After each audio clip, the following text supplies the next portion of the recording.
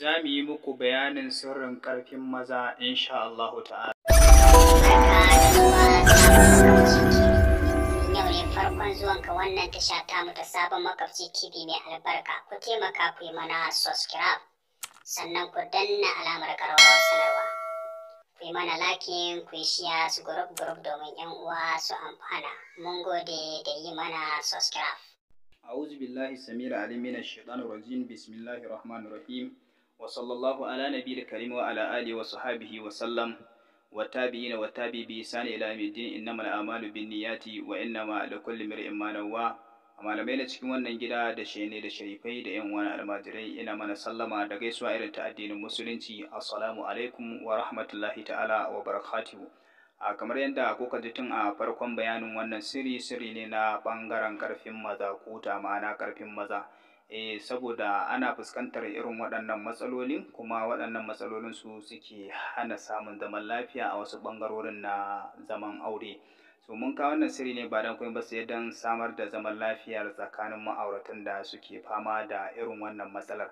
To mun sani ita wannan matsalar tana kasancewa wasu daga ciwon sanyi ne yake damun su, wasu kuma ba ciwon sanyi ba ne, wasu sihiri ne, wasu kuma shafa ce ta shedanin aljanu.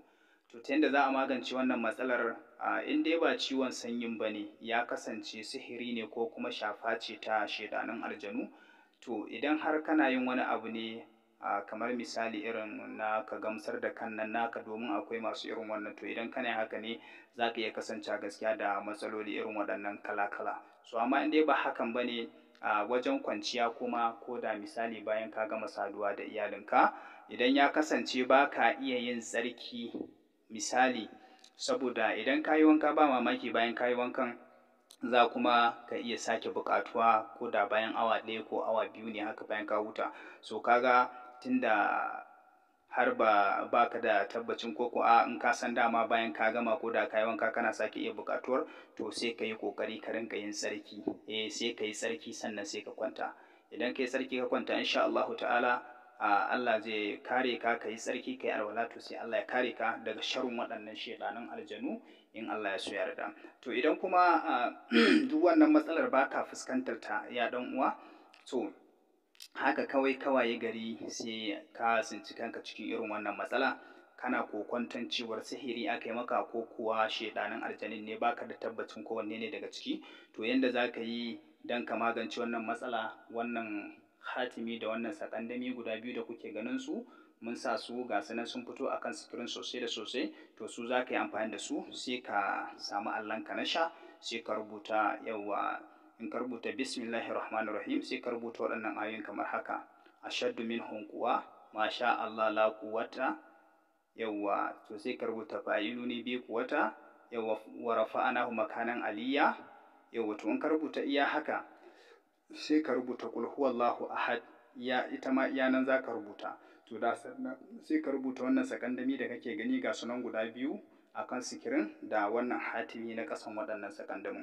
To idan kai haka sai ka wanke wannan rubutu, yawa, idan ka wanke shi sai ka ɗan sami gishiri haka, gishiri amma kada ka yawanta gishirin, sai ka barbaɗa a cikin wannan rubutu, sai ka sha, ka yi kamar kimanin kwanaki 5 ko sati 1 kana amfani da shi. Kuma ana rubuta wannan hatimin ne 3 haka, ka rubuta hatimin 3 sakandamin 3, waɗancan ayoyin ma da muka faɗa su ma haka dai. Misali kamar yanzu in ka rubuta ashaddu minhum quwwa ma sha Allah la quwwata, sai ka sa fa'iluni bi quwwata wa rafa'ana makanan aliyya qul huwallahu ahad, sai ka rubuta wannan sakandamin da kake gani, sai ka rubuta hatimin kafa 1 kenan, sai ka sake rubuta ashaddu minhum quwwa ma sha Allah la quwwata, sai ka rubuta fa'iluni bi quwwata wa rafa'ana makanan aliyya qul huwallahu ahad, sai ka sake rubuta sakandamin, ka sake rubuta hatimin, sai ka sake rubuta ashaddu minhum quwwa ma sha Allah la quwwata, sai ka rubuta fa'iluni bi quwwata, yawa, sai ka rubuta wa rafa'ana makanan aliyya qul huwallahu ahad, sai ka rubuta sakandamin nan guda biyu, sai ka rubuta hatimin. Kaga kafa 3 kenan. Sai ka wanke, sai ka ɗan barbaɗa wannan gishiri, sai ka sha. Kwana 3 za a yi, kwana 5 za a yi ko sati dai ana amfani da wannan abu. Amma ko da kwana 3 ma aka yi hakan ma ya yi insha Allahu ta'ala, ba wata matsala ba ne. to in Allah ya so yarda, idan kuma kana tunanin sihirin aka yi maka ko kuma a shedanin ne, to za ka sha ka shafe jikinka, haka ake yi. Amma idan dan saboda kana son ka samu ƙarin ƙarfi ne na wannan azzakarin naka, to sai ka sami hankufa, garin hankufa, wata ciyawa ce hankufa, sai ka ɗan zuba ta a ciki, ka zuba gishirin sai ya jiku tukuna, sannan sai ka ɗan tace ka sha, insha Allahu ta'ala za ka ga ka samu ƙarfi. Na tabbatar wallahi azim duk wanda suka jarraba wancan wanda muka fara kawowa, wallahi azim sai mutum ya ce wannan sirrin ya yi aiki sosai da sosai, saboda wannan sirri mujarrabin ne, ni kaina na yi amfani da shi sosai da sosai. To saboda haka ‘yan uwa, mun bayar da wannan sirri ne ba don komai ba, sai dan sabida Allah da manzansa. Saboda haka dukkanin wanda ya samu wannan sirri ya daure ya yi wa Annabi alaihi salatu wassalam salati, saboda albarkacinsa da muke muke bayar da wannan sirri domin sa. Mun gode ga waɗanda ba su fahimta ba, akwai namba ta waya za a iya mana magana ta WhatsApp ko a kira mu. Wassalamu alaikum wa rahmatullahi.